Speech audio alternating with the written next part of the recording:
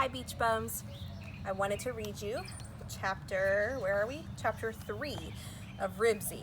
Okay, so the last time we read, I want you to try to use your brain and try to remember what happened. Let's think back to chapter 1. Let's kind of sequence this, okay? The first chapter, we had Ribsy getting in the car, and then what happened when he got there and the family went shopping. He got out, right? And then the other family took him. And then what happened in chapter 2 that was so wild and crazy? He had a huge bubble bath, yes! And he got so bubbly that it took forever to rinse him off, and he was scared, remember? And then he finally made it out of their house and started running. But was he a little bit lost? Let's see, it ended up with, this is the last sentence of chapter 2. Panting, exhausted, and hungry, Ribsy lay in the ditch and wondered what to do next. So here's chapter 3. Ribsy and Mrs. Frawley. We've gone back to the parking lot twice to look for Ribsy, said Mr. Huggins late in the afternoon on the Saturday Ribsy had disappeared. We've called the Humane Society 3 times to see if someone has brought him in. Now the only thing left to do is advertise in the newspaper. Mrs. Huggins picked up a pencil and paper from the desk. What shall we say? She asked. Lost, the best dog in the whole world, said Henry, who was looking out the window, hoping to see Ribsy finding his own way home. Henry, said his mother, it won't do any good to keep staring out the window. In books, dogs find their way home, said Henry. They travel miles and miles, but they always come home. But the lost and found notices are full of ads for dogs that apparently can't, said Mr. Huggins. And when I was a boy, I knew some people who lost their dog, and 6 years later they found it living a mile away. Ribsy is smarter than that, said Henry, and he likes it here. The dog you're talking about probably ran away. To get back to the ad, said Mrs. Huggins, how are we going to describe Ribsy? Describe. What does that mean? Do you remember? We've talked about this. What kind of words describe? Does anybody remember? Adjectives. Adjectives describe. So that's like what tells you about something. So you would describe my shirt as blue with a big 1 on it for first grade, okay? You would describe the outside as sunny or a little noisy because of the birds, right? Okay, so how are they going to describe Ribsy? Medium-sized, patchy spots, and a long tail, said Mr. Huggins. The trouble with Ribsy is that so many dogs look like him. Not to me they don't, said Henry. Then think of something different about Ribsy, suggested Mrs. Huggins. Something that would help identify him. Remember, he isn't wearing his collar. Henry thought the matter over. He did not want to believe his dog was just like any old dog. There had to be something different about him. What was different about Ribsy, aside from his being the friendliest, most companionable dog in the world? Ribsy hung around the schoolyard, but so did every other dog that had a boy in school. He followed the mailman, but so did lots of other dogs. Sometimes the Klickitat Street mailman had so many dogs following him, he would call him right or call him left whenever he crossed the street. Ribsy could sit up and beg, and he could shake hands, but so could, hey, I've got it, Henry exclaimed suddenly. He's left-pawed. He always shakes hands with his left paw. Ooh, that is something unique and different about Ribsy. I think that's a good idea. About that time, rain began to fall again on muddy, violet-smelling Ribsy as he loped down the highway in the dark. Now he was not only bewildered, remember that means very confused, he was frightened as well. Unused, that means he was not used to being out at night except on his own block on Klickitat Street. He found the world a strange and scary place. A gasoline truck, roaring down the highway, dragging its dancing chain against the pavement, terrified him. Speeding cars came so close he was forced to run along the rocky edge of the pavement, and his paw pads, that's the little soft part of their paw, accustomed to lawns and sidewalks, began to hurt. And worst of all, the smell of violets from that bubble bath clung and confused his sense of smell no matter how often he stopped and rolled in the dirt. Even though he was tired and his feet were sore, Ribsy kept on traveling along the highway because somehow he knew that this was the direction from which he had come. Once another dog startled Ribsy, who had not caught his scent through the violets, and after he and Ribsy sniffed one another, the stranger made it plain that a perfumed dog was not welcome in that neighborhood. Ribsy did not even have the spirit to argue the matter. He slunk away with his tail between his legs. After glancing back over his shoulder at the dog, who was standing there defying him to return, he began to run again. When Ribsy had run until he could run no more, he knew he had to find a place to rest out of the rain. The first shelter he found was a gasoline station, which had been locked up for the night.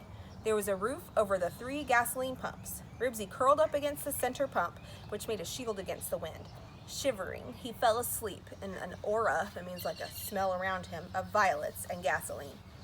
Early the next morning, Ribsy was awakened when the owner of the station came to work.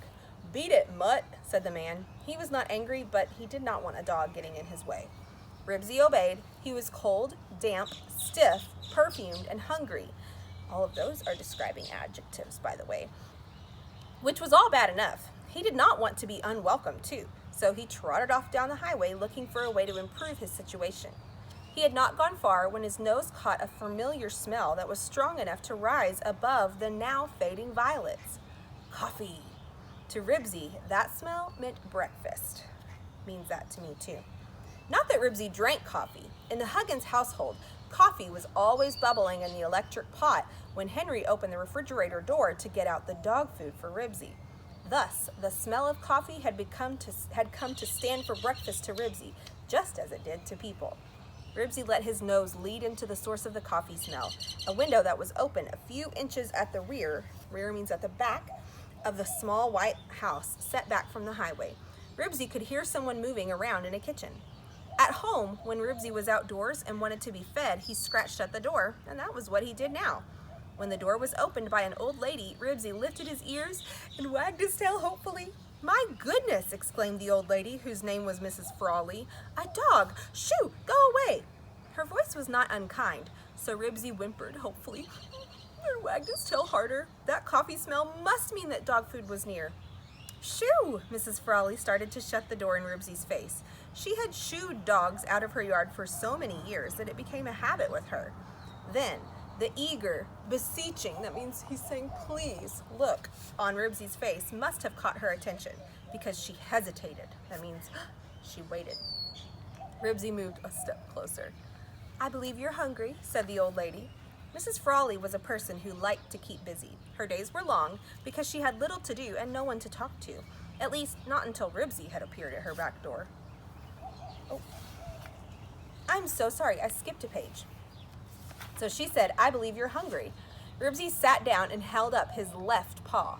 This often pleased people. It pleased Mrs. Frawley. "Why, Mr. Dog, how do you do?" she inquired. "Woof," answered Ribsy, who felt that the situation looked hopeful. "Did someone dump you out on the highway to get rid of you?" she asked, because this often happened here at the edge of the city. "Oh. Woof," said Ribsy agreeably. He was making every effort to be charming. Mrs. Frawley relented. That means she changed her mind. "All right, you look like a nice dog. I'll give you something to eat. Now don't go away." Ribsy had no intention of leaving, especially when he heard the refrigerator door open. Mrs. Frawley relented even further. She returned to the door and pushed it open. "You must be cold. Come on in. This is my day to scrub the kitchen floor anyway." Willingly, Ribsy entered the kitchen, and the door was shut behind him. "Now let's see," thought Mrs. Frawley. "What can I find for a dog to eat?" There was not much in her refrigerator. Mrs. Frawley, whose husband had died and whose children were grown, lived alone. "How would you like a scrambled egg?" She looked at Ribsy's eager face. 2 scrambled eggs. She poured a bowl of milk and set it on the floor. While Ribsy lapped thirstily, she set about scrambling 2 eggs, which she sat on the floor beside the empty milk bowl. Ribsy sniffed and then licked cautiously, and as soon as the eggs had cooled enough, he wolfed them down and looked hopefully for more. "You are a hungry dog," said Mrs. Frawley, and agreeably scrambled 2 more eggs. "And you smell so nice, like violets." While she watched Ribsy eat, she could not help thinking that it was nice to prepare breakfast for somebody again, even if it was only a dog. Mrs. Frawley was a very lonely person. Her eyesight was not as good as it used to be, and she could no longer crochet or read very much. Mrs. Frawley was a person who liked to keep busy.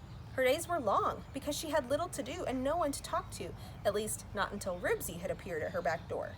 With 4 eggs in his stomach, Ribsy felt much better. He was warm too, and after exploring the kitchen, he walked into Mrs. Frawley's small living room. It was a fussy room full of fake flowers, crocheted doilies, little pictures and figurines. The carpet was soothing, means it felt good to his sore paw pads, and after looking around, Ribsy curled up in front of the gas heater and went to sleep. "Just like you lived here," said Mrs. Frawley, and smiled. She washed her breakfast dishes quickly and wiped up Ribsy's muddy paw prints. Then she put on her best hat, coat, and galoshes and took her pocketbook and umbrella and quietly left the house. She started her old car and, still smiling, drove slowly off down the highway, ignoring the cars that honked at her to go faster. Mrs. Frawley's Social Security check had arrived the day before, and she felt like going on a little shopping spree after church. Ribsy did not wake up until Mrs. Frawley returned. When he went to the back door to be let out, she said, "Just a minute, I have a surprise for you. Something I found at the supermarket. Aren't we lucky it's open on Sunday?" She opened a bundle and took out a leash and red collar, which she fastened in place. The collar was trimmed with rhinestones.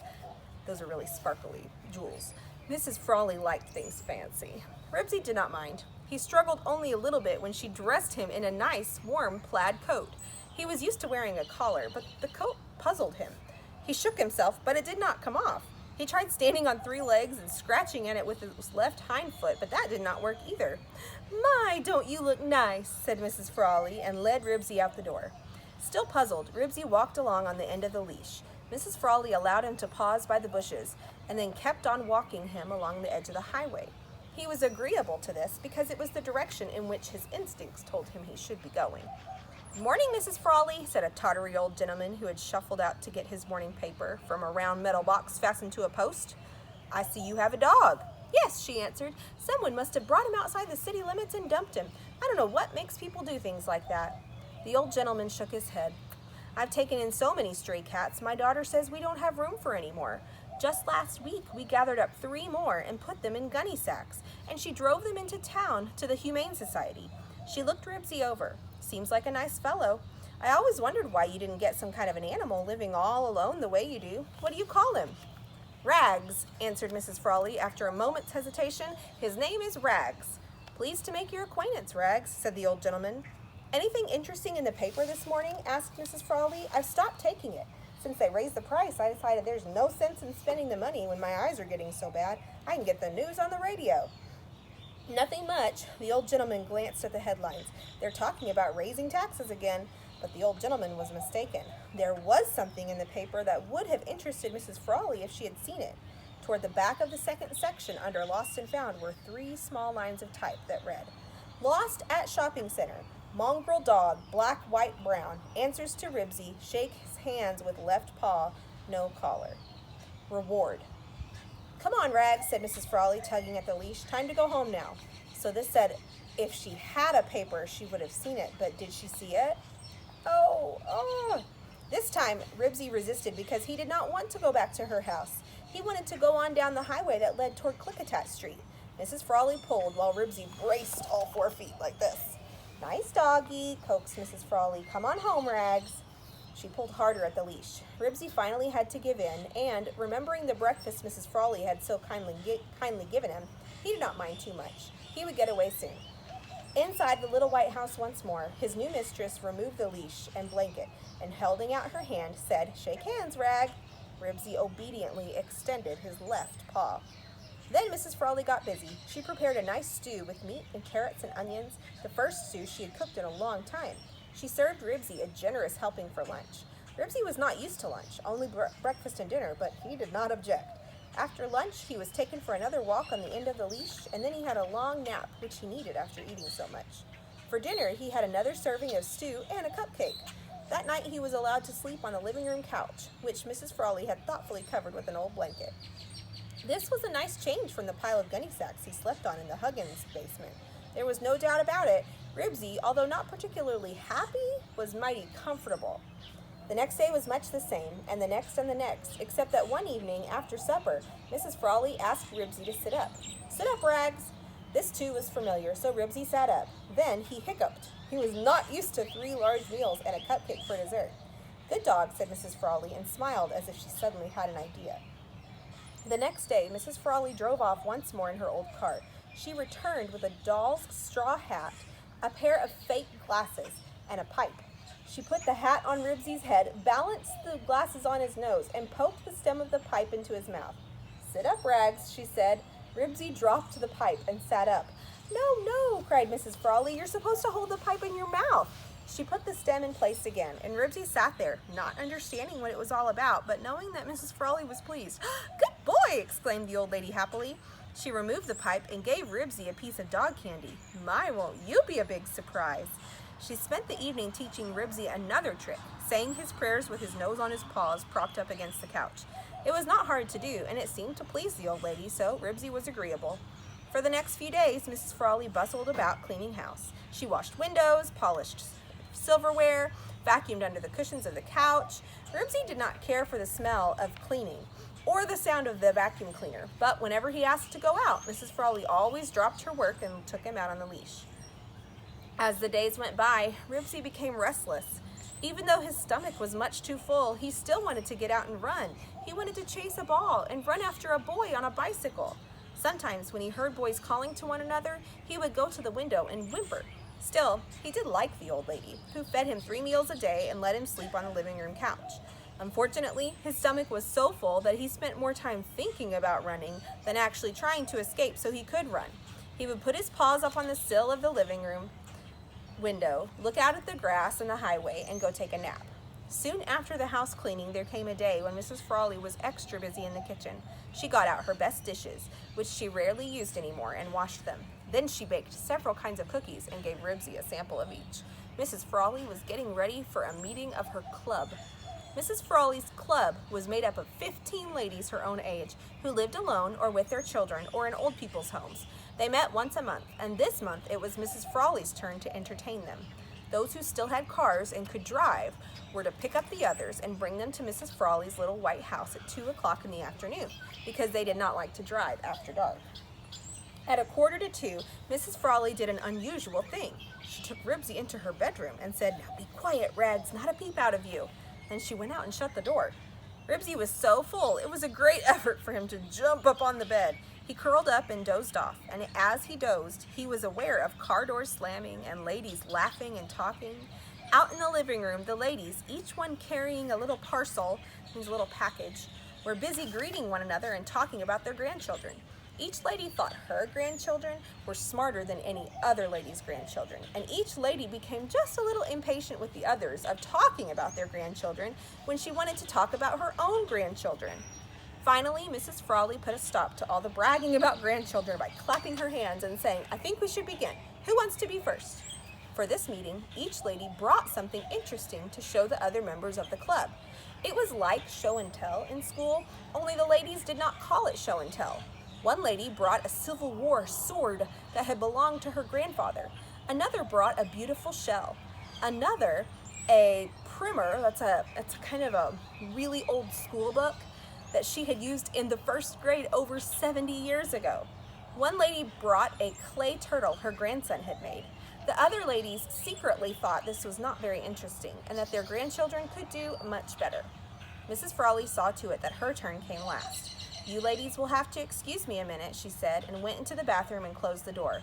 "Wake up, Rags," she whispered, and when Ribsy drowsily opened one eye, she put his little straw hat on his head and slipped the elastic under his chin. Next, she balanced his glasses on his nose. "Come on," she whispered. Ribsy jumped heavily to the floor and trotted after Mrs. Frawley, who poked the stem of the corncob pipe between his teeth just before she led him into the living room. "Ladies," cried Mrs. Frawley, as if she were a master of ceremonies, "presenting Rags, the newest member of the family." The ladies of the club all gasped and applauded. Ribsy was so confused by all the people staring at him that he dropped his pipe.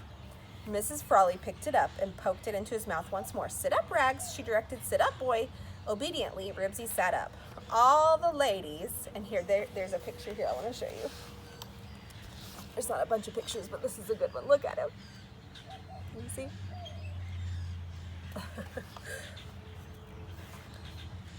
All the ladies laughed. "Isn't that cute?" they murmured. "Isn't that adorable? Just like a little old man." "Good boy," approved Mrs. Frawley. "Now say your prayers, Rags." Ribsy, who had not minded performing his tricks when he was alone with Mrs. Frawley, did not want to say his prayers in front of all these strangers. He did not like to be stared at and laughed at. He felt embarrassed and ashamed. He tucked his tail between his legs and tried to slink back to the bedroom. The ladies all laughed. "He's bashful." That means he's embarrassed or shy. someone said. "No, no, Rags," said Mrs. Frawley, seizing him by the collar and pulling him to the couch. "Say your prayers." With great reluctance, Ribsy sat up with his paws against the couch and rested his nose on them like this. So is he really saying prayers with like words?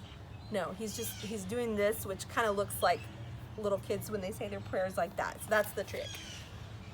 The ladies were delighted. They laughed and clapped their hands. Ribsy gave Mrs. Frawley a mournful, "Now can I go?" look, and slunk behind the couch, where he brushed off the hat and spectacles with his paws. Then he flopped down on the carpet and felt very, very unhappy.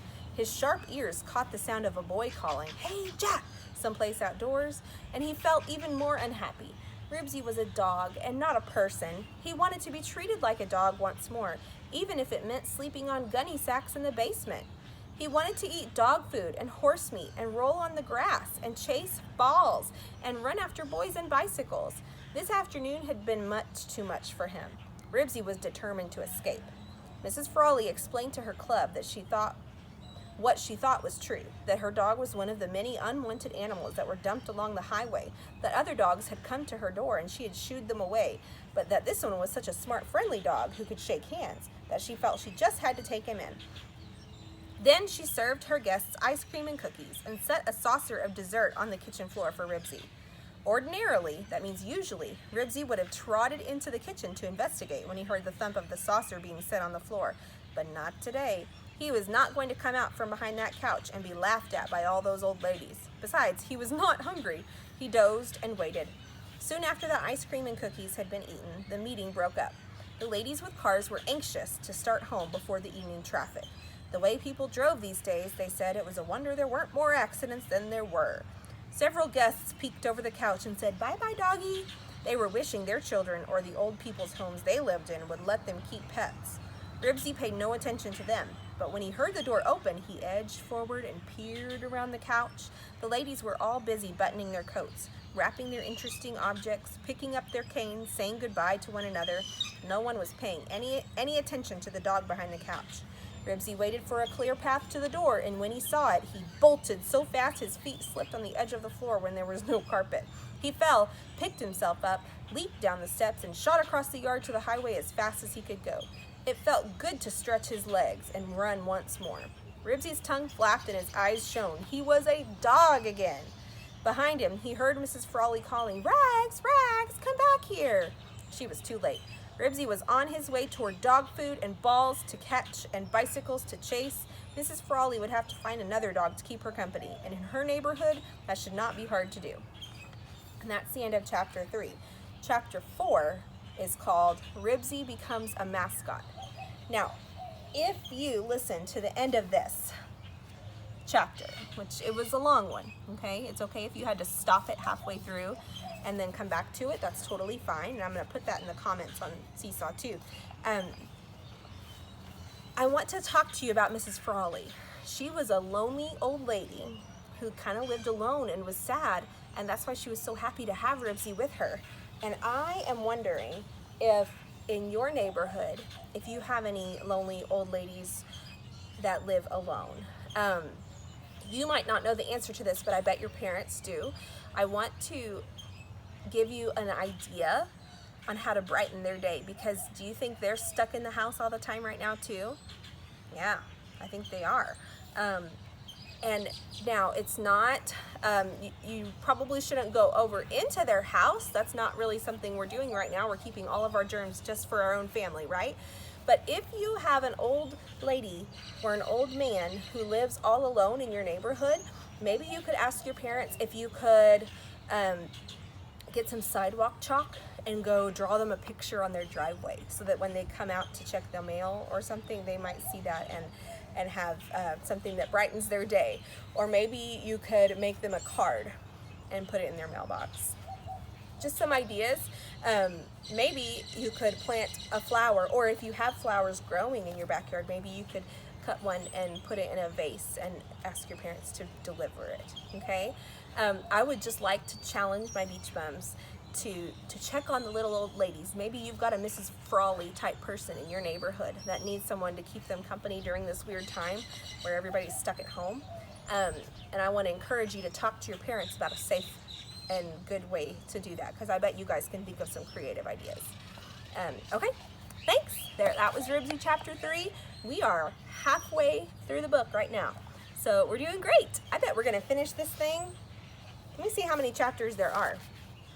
Let me check. The good way to check that is the table of contents. It's at the beginning of the book. And there are 7 chapters, and we just finished chapter 3. So we've got 4 chapters left. So we're doing great. All right, see you guys later.